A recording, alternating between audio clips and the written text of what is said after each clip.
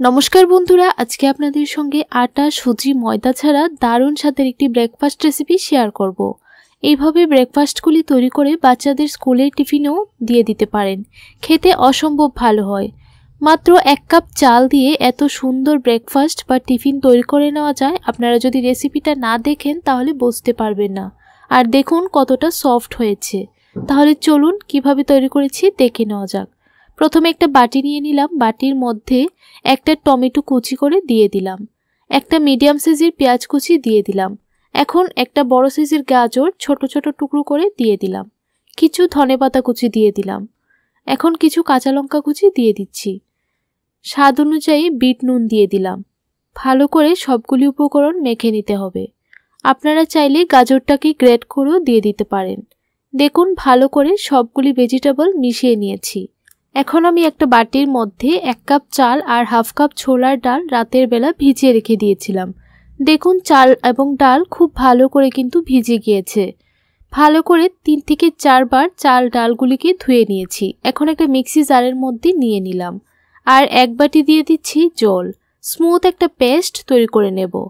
ঠিক এইভাবে পেস্টটা তৈরি করতে হবে। আর ঘনটা কতটুকু রাখতে হবে সেটা আপনারা দেখেই বুঝতে পেরেছেন। এখন অল্প একটু নুন দিয়ে দিলাম আর অল্প একটু খাবার সোডা দিয়ে দিলাম। আপনারা চাইলে সোডার পরিবর্তে ইনোও দিয়ে দিতে পারেন। এখন ভালো করে উপকরণটাকে মিশিয়ে নিতে হবে। খুব ভালো করে একটা চামচ দিয়ে ফেটিয়ে নিতে হবে। দেখুন ঘনটা কতটুকু রাখতে হবে।